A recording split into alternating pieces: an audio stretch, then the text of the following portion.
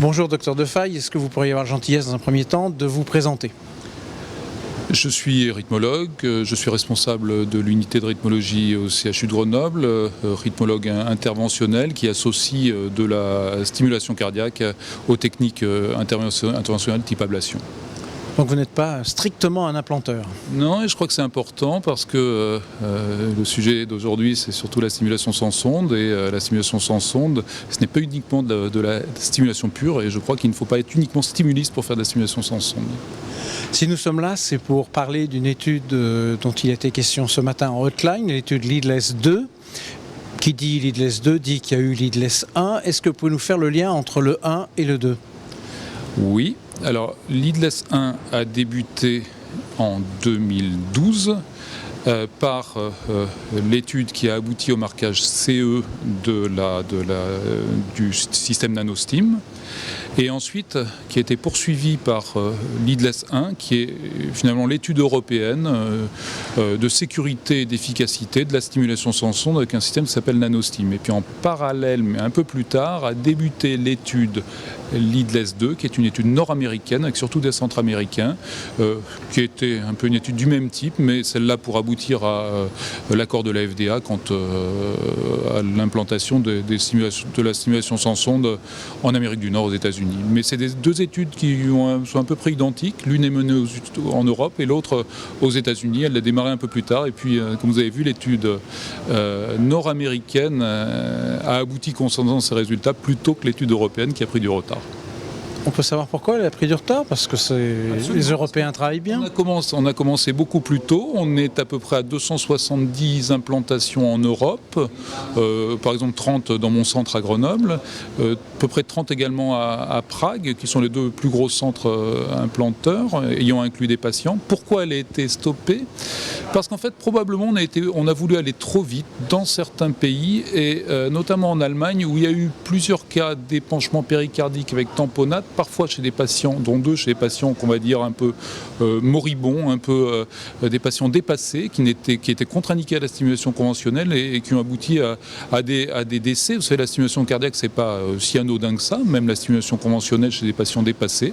Et tout ça, ça a abouti à une remise en question, et les autorités européennes, notamment les agences européennes, nous ont demandé qu'on fasse un point d'étape à cause de ces deux problèmes qu'il y a eu, mais deux problèmes sur 270 patients, ça me paraît extrêmement faible. Les Américains, eux, n'ont pas stoppé. En Europe, on a stoppé pendant 6 mois pour avoir un point d'étape et on redémarre là maintenant. C'est pour ça, le retard est dû à ça. Et tout en sachant, je voudrais insister là-dessus, que sur le plan des épanchements péricardiques, et quand on compare au grand registre de la stimulation cardiaque, il y a des épanchements péricardiques en stimulation conventionnelle, et les taux qu'on avait eus sont très peu différents des taux qu'il y a en stimulation conventionnelle et dans les études en stimulation conventionnelle.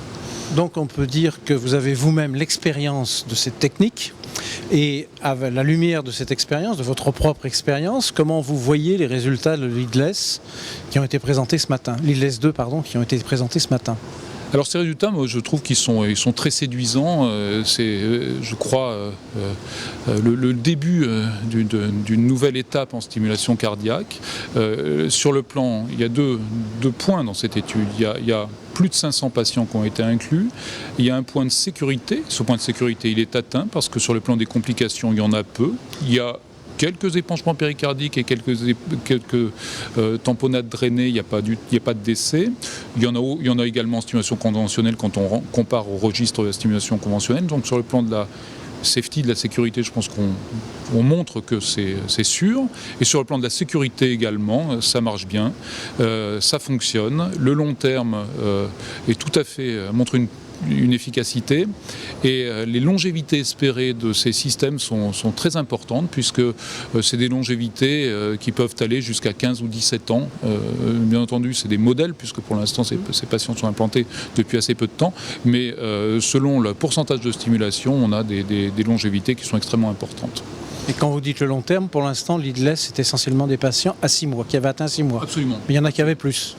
Il y en a jusqu'à 2 ans, mais la moyenne des patients, c'est 6 mois. L'originalité aussi qui a été montrée, c'est que c'est un concept d'implantation, mais avec NanoStim, on a travaillé également sur ce qu'on appelle la retrievabilité, c'est-à-dire de les récupérer, parce qu'on pense que sur le long terme, quand les batteries seront usées, il ne faudra probablement pas aller en mettre un côté, mais plutôt aller l'enlever et en remettre un côté. Et il y a eu à peu près une quinzaine de patients pour lesquels on a été récupéré le dernier 18 mois après implantation sans aucun problème. Donc probablement il ne sera pas si difficile que ça d'aller les rechercher. Il reste quand même une inconnue, c'est qu'en fait on ne connaît pas bien le degré de fibrose à long terme. On a celui qui a été récupéré le plus tard après implantation, c'est 18 mois avec succès, mais pour l'instant on ne sait pas à 10 ans ce que ça va donner. Voilà.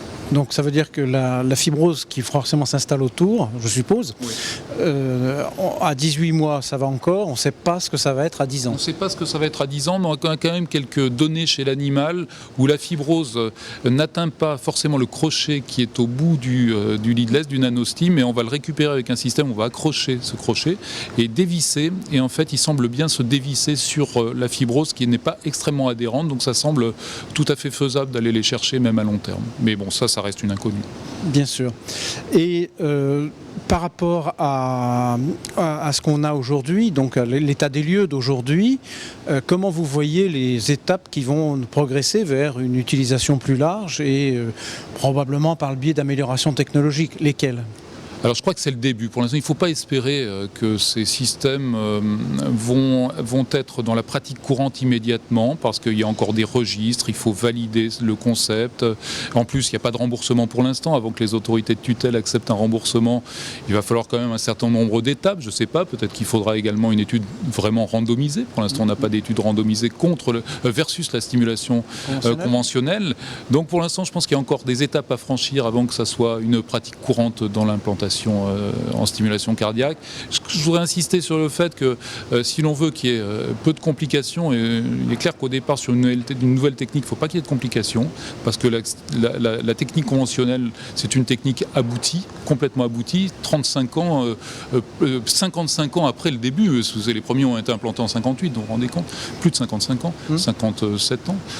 Donc il faut vraiment qu'on n'ait pas plus de complications qu'en stimulation conventionnelle, et donc il faut faire extrêmement attention sur ce début de l'expérience. Il est clair, c'est une révolution technologique, c'est un grand mot, mais on peut le dire, parce que c'est une technique totalement nouvelle. Mais avant que ça soit la pratique courante, il va falloir encore quelques étapes. Et par rapport à la technologie elle-même, pouvez-vous nous dire 2 mots sur l'énergie, la source d'énergie, parce que ça, on est très dubitatif pour ce tout petit appareil, voilà. Et puis après, on verra les autres évolutions qui peuvent se présenter. Alors, sur le plan de la technologie, les ingénieurs ont été un peu des prodiges, parce que c'est la même source d'énergie qu'en stimulation conventionnelle, c'est une batterie lithium-ion. Simplement, c'est une batterie qui consomme extrêmement peu, donc l'électronique a fait d'énormes progrès, puisque l'électronique consomme extrêmement peu. Et puis, sur le plan de la connectique, des impédances du système, tout ça favorise la faible consommation d'énergie. Également la télémétrie, qui est une télémétrie, je ne vais pas rentrer dans le détail, mais qui est inductive et qui consomme très peu d'énergie. Mais la batterie elle-même, c'est du lithium-ion. On n'a pas changé, il n'y a pas eu de révolution sur la batterie. Il y en aura peut-être dans les années qui viennent, mais pour l'instant, il n'y en a pas. Et d'un autre point de vue, sur un autre plan, comment pourrait se faire l'évolution vers des indications de stimulation plus compliquées, bichambre, etc.